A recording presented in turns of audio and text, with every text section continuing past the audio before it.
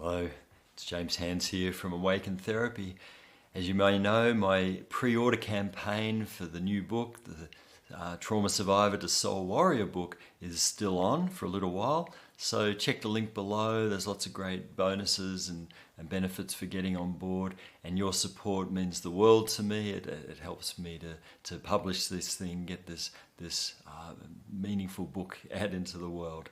So yeah, thank you for your support. And so today I wanted to talk with you about self-love. And self-love is such a key element in our healing journey. What I've found personally and professionally is that regardless of our background, we have real issues around giving and receiving love at our core. And that's because, well, we accumulate all these issues and negative beliefs and patterns over time, over our lifetime, over many lifetimes perhaps, especially when there's been a lot of trauma where we think too little of ourselves. Our self-belief might be that we're bad, we're guilty, we're unworthy, we're stuck in fear and shame. And of course all those beliefs, all those ideas and the emotions that go with that stop love getting in. And so if we're around love, people that love us or are trying to love us, or of course spirit, the universe, God, source is perfect love, constantly bombarding us with love, really, but it will never force it. And of course, when our self-belief is thinking too little of ourselves in that contracted sense of guilt and shame, the love that's always there can't get in. And if it can't get in, well, it can't flow through us fully into the world. We can do a lot of giving, and I notice this is part of the Soul Warrior thing, as I work with so many amazing, strong people who are pleasers, who are fixers, who are rescuers, who are givers, and to a degree, stronger people who are connected to soul, we can love to a certain degree. We can give a certain amount, but there's a limit to it. There's a limit to how abundant that is in its flow. There's a limit too, because if it's still coming from a sense of lack and undeserving underneath, somehow it's like all that giving does have a subtext of, am I good enough yet? Am I worthy of love? Will I get love back? And so even from that stronger position of being a good, helping person, there is it's still tainted somehow. So as we peel through the layers, we work through trauma, life challenges, grief, difficulties, whatever you're dealing with in your life, and we go deeper and deeper. And what we find is we get to these core elements of, well, what's our self-belief? Do we believe we're worthy, deserving of love? Do we believe we're good enough, or are we really stuck in guilt and shame? And religion has unfortunately fed into this or reinforced these old notions of our sinfulness, our unworthiness, our guilt, we're not good enough. And somehow it's wrong to even question those ideas. And so we go deeper and deeper, and right at the core of it, we have this collective belief that we're not good enough, we're inadequate, we're guilty, we're sinful, we're bad, we're unworthy. And at the very core of that, what we find is this little thought in the very deepest recesses of our mind, and that is, what would it be like to be separate from all that is, separate from source, separate from love? And that tiny mad idea that we had eons ago created the separated mind. That's the original problem we've got here, is this split in our mind. So there's this part of our mind that really believes that we've killed off the divine. We've wound up in this separated, fearful state of being apart and lacking. And this is where the fear comes in, and the guilt comes in, and the rage comes in. And so underneath it all, you could think of it as like an inverted V, and right at the bottom of this V, we've got this one little piece. It's like that game, you pull out the sticks, and it's like, if we pull out that bottom stick of we've destroyed heaven, we've killed God, we've separated ourselves from all that is, and we're damned for eternity. When we correct that original core error of thought, which is what the ego is, then nothing else can stick. Everything else can fall back into the earth. We can hand it back up to spirit. Nothing else can stick. And this is really our self-love journey, is to heal out these thoughts of lack, guilt, fear, sinfulness at the core. And of course, along the way, we're healing out all the trauma and all the wounding and all the terrible things that have been done to us, and also the terrible things we've done to others, because we've all done terrible things, But in the healing out of that, in the forgiving of this, in the releasing of all this stuff, what it allows space for is the remembering of who we are. It's the reconnecting with who and what we are on a deeper level, on that deeper dimension, if you like, of our being. I mean, this is where it takes us into soul level. This is where it takes us into the spiritual dimension. And so we unjam ourselves in that contracted human position. We remember who we are from that spiritual perspective.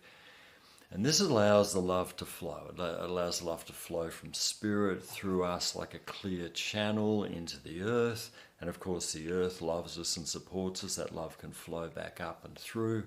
We become a channel. We become a conduit for this love. What does Course in Miracles say? It's love or fear. There's only two. And fear is just the temporary forgetting of love, if you like.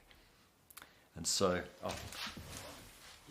here's a good demonstration of love in a dog. Our pets, our animals, that aren't as complex as us humans. They haven't got caught up in all the negative ideas. They're just in the present. They just exist. They're beautiful little demonstrations of unconditional love. Thanks, you, Rosie. I'll let you go, girl. And so, as we heal this out and become this more of an open channel for love to get in, for love to flow, what happens is we anchor this love into the world, and we step into our amazing creative capacity as human beings, human beings, what we are on a soul level. We're creative, expressive beings. And so we get to bring this. It's like we're channeling love, truth, light, beauty, goodness, reality, freedom, abundance, joy, health. We're channeling this through us into the world more and more fully.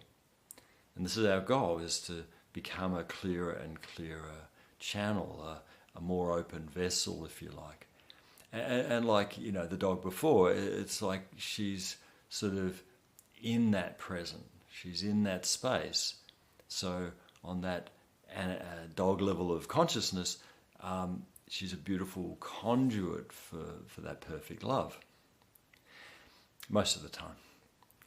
And it's the same as humans, except it's the next level of evolution. It's the next level of consciousness, to be this conduit for love through our life, through our unique expression, whatever that is, whatever you are into, whatever inspires you, whatever you're passionate about, enthusiastic about, whatever you feel called to do or to give or to share or to create, your unique expression of it.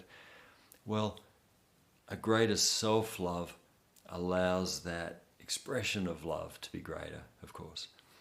And this is where the fulfillment comes in. This is where our joy and satisfaction is. And it's also where we heal the world. It's also where we bring love into the world that helps other people to remember who they are, and opens a space for love to flow through them as well. And the goal is eventually to establish this messy, confused planet Earth in perfect love, for this to be a place fully established in love. And imagine what a beautiful, joyful place it will be to exist in when we get it to that level. So at the heart of all this, the heart of our healing, the heart of our own happiness in life, and the heart of our evolutionary purposes, both individually as souls, but also collectively for the planet and through the universe, all revolves around self-love. So here's a practical exercise for you. Just find a mirror, look in the mirror, and say, I love you, repeatedly. I love you. I love you. And as you do that, you'll notice, certainly, when I've done this, and I still practice this, but it brings up whatever beliefs that have been in me that aren't love, or that, I'm unworthy, I'm not good enough, I'm bad, I hate myself, or whatever the old beliefs, the old feelings. Obviously, it'll bring those things to the surface. And I invite you just to notice that. I love you. Keep going in the mirror. I love you. Just be curious. Just notice. You might like to write it down later. Make a note of it. It's good to write it or to draw it, do some art therapy or something. I was talking to a wonderful art therapist the other day. Putting it out there, to get it out there in an objective distance already helps in the questioning and the dissolving of these things. Because at the end of the day, they're just mistaken ideas. They're not who we are. They're just beliefs about who we are that are based on error, mistaken ideas based on that egoic problem of separation. So try the mirror exercise. Notice what comes up. Please comment, reach out. If you have any questions or you get stuck in something, I'm certainly here for you to support you in your healing journey. And I invite you to get on board in the last days of the Soul Warrior pre-order campaign. Take advantage of the wonderful bonuses that are offered in there, and help me to create this book, get it published. If I sell enough copies in advance, I'll even be able to do an audio book. So greatly appreciate your support. Hope you found today's session useful, and God bless.